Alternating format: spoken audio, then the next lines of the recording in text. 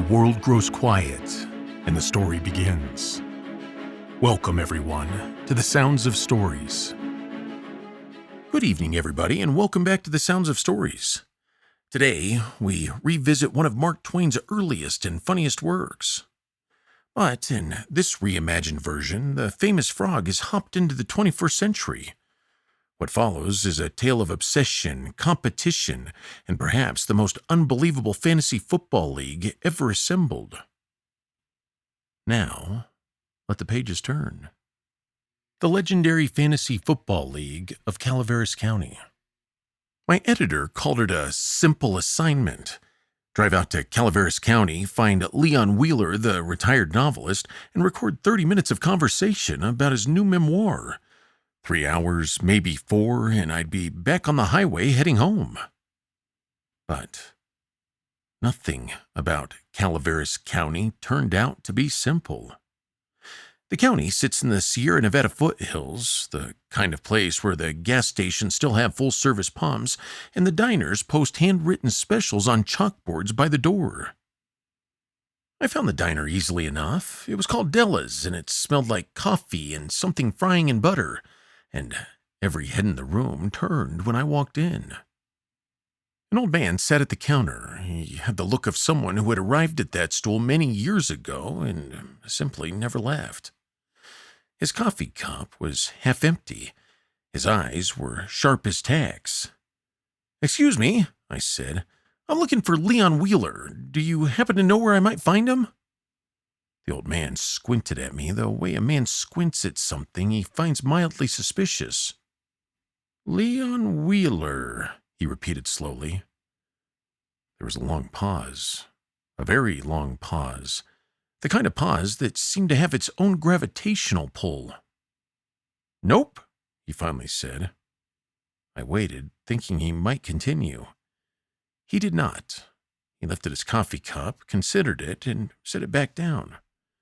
"I see," I said. "Well, thank you anyway." I started to turn toward the door. "But I'll tell you who I did know," the old man said, as if I had asked. I turned back. I knew the greatest fantasy football player who ever lived. I checked my watch. I had 45 minutes before I was supposed to meet Leon Wheeler's assistant at his house. I considered this. I considered the old man. I considered the fact that I hadn't yet ordered coffee and my drive had been 3 hours long. So I sat down. And that was my first mistake. "You don't know Leon Wheeler?" I asked again, one last time, hoping. "Nope," the old man said, "but I knew Jim Smiley. And once you hear about Jim Smiley, you won't care much about anyone else." The old man who I was talking with, his name was Earl.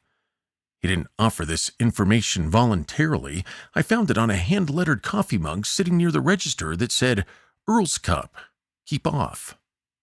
It seemed like useful intelligence. Earl had known Jim Smiley for 30 years, or at least that was the number he cited most frequently. The number shifted slightly depending on which story he was telling. Sometimes it was 30 years, sometimes it was 35. Once, briefly, it was 42, though he seemed to catch himself and dialed it back. "Jim Smiley," Earl said, "would bet on absolutely anything. I mean anything. You understand what I'm saying, right? Anything?" I told him that I understood. "No, you don't," Earl said pleasantly. "Not yet." He was right. Jim Smiley had at various points in his life wagered on the outcomes of football games, baseball games, basketball games, soccer matches, and one memorable tennis tournament that Earl described as a complete fiasco for reasons he never fully explained. He told me that Jim had bet on weather forecasts, on traffic delays, on whether the first car to pass Della's on a Tuesday morning would be red or silver. He had once bet that the diner's cook, a taciturn man named Gerald, would sneeze before noon. Gerald didn't sneeze, Earl said. What happened? I asked.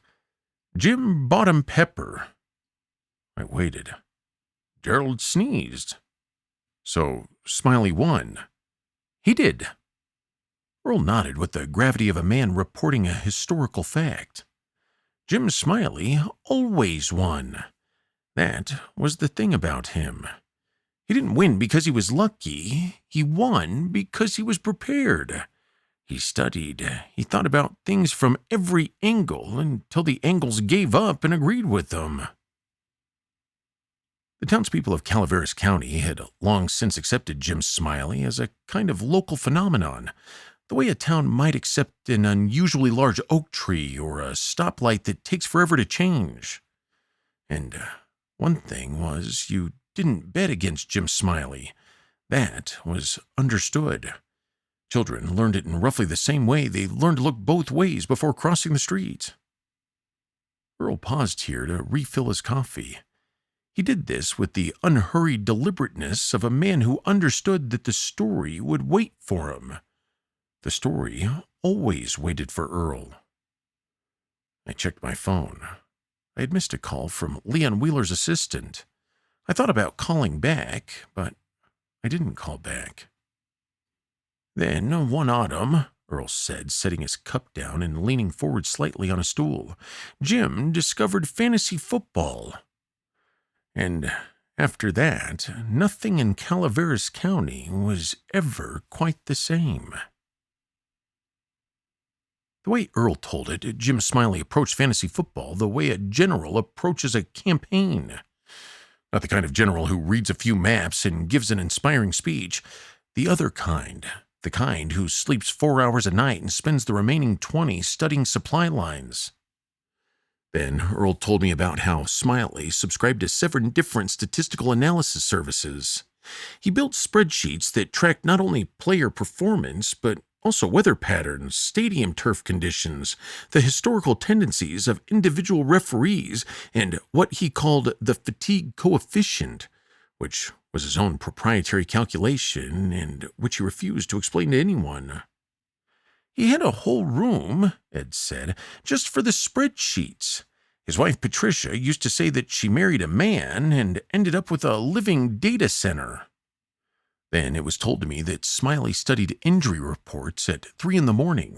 He tracked humidity levels at away stadiums because he believed with complete sincerity that high humidity affected the grip of offensive linemen and thus the effectiveness of certain running schemes.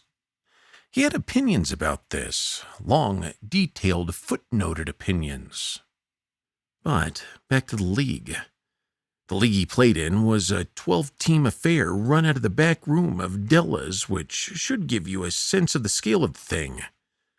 The prize was $300 and a trophy that Hank Mullen had made himself out of PVC pipe and spray paint. It wasn't an especially impressive trophy. But Jim Smiley had won it 4 years running. People started asking him for advice, Earl said. Which was funny because Jim would give it. He'd sit right there, Earl pointed at the far end of the counter, and he'd talk for 2 hours about running back usage rates and target share and something called air yards. And everyone would nod along like they understood, which they mostly didn't. Then came the season Earl described as the one that changed everything. Smiley discovered a quarterback named Trevor Briggs. Briggs was a backup. He had been a backup for 3 seasons on a middling team in a cold-weather city. His statistics were, by any reasonable measure, unremarkable. He had started 4 games in his career. He had won 2 of them. Nobody in the Calaveras County Fantasy Football League wanted Trevor Briggs. He was available in every draft every week on every waiver wire, sitting there unclaimed like a piece of furniture someone had left on the curb. Jim Smiley picked him up immediately. He said the kid had something, Earl told me. He watched every snap Briggs had ever taken. all 4 starts, and every mop-up appearance. He said Briggs had the fastest release he'd ever seen on a young quarterback, and that the team's offensive coordinator was going to give him a real shot if the starter went down. You know what? I think I kind of remember something like that. Didn't the starter go down in week 4? I said, guessing. Earl looked at me with something close to respect. Week 5, but you've got the right idea. When the news broke that Briggs would start, Smiley installed him as a primary quarterback. He told everyone in the league this was the move of the season. He said this with the calm confidence of a man announcing the weather. Everyone thought that he had finally lost his mind. And that's when the stranger walked into town, Earl said, and paused to let that settle, because Earl understood the weight of a well-placed pause. The stranger's name was Vic Dotson, and he had come to Calaveras County for reasons that Earl described as murky and that I suspected were not entirely legal, though Earl was careful never to say so directly.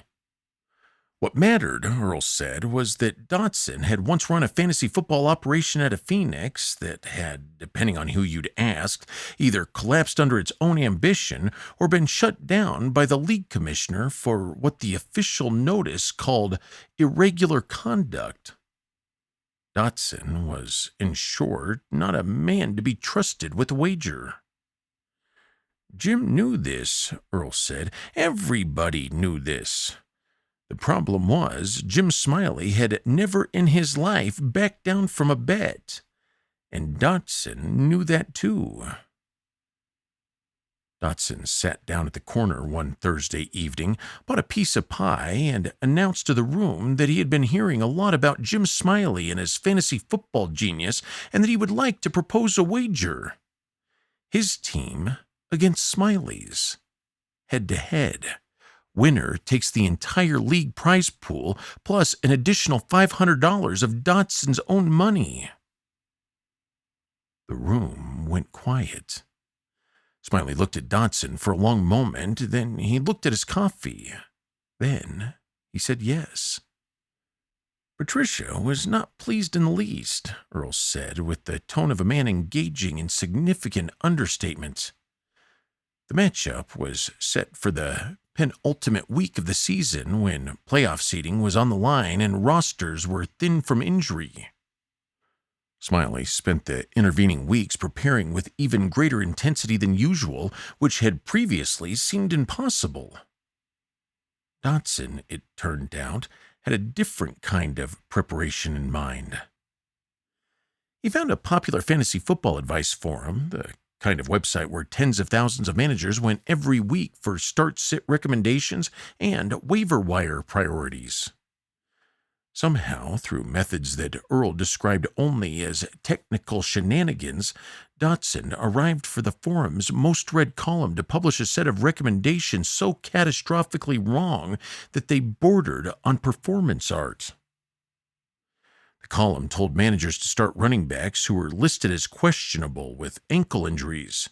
It recommended benching wide receivers who were having career seasons. It suggested, with great confidence, that a kicker who had missed 4 out of his last 6 field goal attempts was due for a breakout game. The chaos was immediate and widespread. Thousands of managers across the country followed this advice. Lineups were ruined, trades were made on false premises, and benches were loaded with players who were healthy while starters sat with minor complaints. The forums erupted. The disclosure, Earl said, was not civil. Dotson's own team, naturally, was immune to all of this. He started the right players. He had the right matchups. By Saturday night, his projected score for Sunday was substantial. Jim Smiley, who did not use internet advice forums under any circumstances because he found them, quote, philosophically unsound, had not been affected by any of this. But his score was still lower than Dotson's projection. He was starting Trevor Briggs, who had been inconsistent, and two receivers who were nursing minor injuries. By Sunday afternoon, Earl said, his voice dropping just slightly, it looked like Jim Smiley had finally met a bet he couldn't win. I had by this point been sitting at Della's counter for 2 hours and 17 minutes. I knew this because I had been checking my watch with increasing frequency and because Leon Wheeler's assistant had called 3 more times, and also because my coffee had gone cold twice and been refilled once by a woman behind the counter who I can only describe as deeply unsurprised by everything she was witnessing. Earl did not notice any of this. Earl was in the zone. "So, there it is," he said. "Sunday. First game kicks at 1 o'clock. Briggs is starting. Dotson's got his lineup locked. Jim's sitting right here at this counter with his laptop open and his phone next to it and a yellow legal pad where he's been tracking scores by hand because he says the apps are too slow." "And what happened?" I asked. Earl smiled. It was the smile of a man who had been waiting a very long time to get to this part. Trevor Briggs had the game of his life. Not a good game, not a solid game. The game. The kind of game that sports radio would replay in highlight packages for years afterward. The kind of game where a quarterback who had spent 3 seasons as a backup suddenly looks for one extraordinary afternoon like the best player on the field. He threw for 340 yards and 4 touchdowns. He added 31 rushing yards, and his final fantasy point total was, as Earl reported with reverence, 47.2. 47 points, I said. .2, Earl corrected. Smiley's other players contributed what Earl described as a solid, unremarkable professional performance. His receivers caught their balls, his running back found the holes, his defense held when it needed to. Dotson's team, though, which had looked so dominant on paper, fell apart in the way that fantasy football teams occasionally do for reasons that no algorithm can predict. His top running back left in the 3rd quarter with a hamstring pull that the injury report had classified as fully healthy. His tight end dropped 2 passes in the end zone. His kicker missed a chip shot. Smiley won by 9 points. Dotson left Calaveras County that evening and didn't return. The $500 he owed was delivered by a friend the following week in a plain envelope with no note, which Earl felt said everything that needed to be said about Vic Dotson's character. Jim Smiley accepted the winnings with the quiet dignity of a man who had expressed nothing less. He bought a round of coffee for the diner. He updated his spreadsheets. He began researching the following season's draft class. Trevor Briggs, for his part, never had another game like that one. He started 6 more times over the next 2 seasons before returning to the bench. But Jim Smiley always maintained that the potential had been there, that he had seen it, and that seeing it first was the whole point. Earl finished his coffee. He set the cup down with finality, the way a conductor sets down a baton. I gathered my things. I thanked him sincerely because whatever else the afternoon had been, it had been something. I had put on my jacket. I walked to the door. I had my hand on the handle when I heard the stool scrape. "Hold on," Earl said. I stopped. "I never told you about Jim Smiley's prize-winning goldfish." And that's when I drove away. Well, there you have it, everyone. A reminder that some people tell stories, some people live stories, and a few extraordinary souls somehow become legends simply by refusing to know when they've already made their point. And somewhere in Calaveras County, I'm fairly certain that old man is still talking. And thanks for spending your time here with us at the Sounds of Stories. Come back for another adventure. And remember, When the world seems to fade, the stories always remain.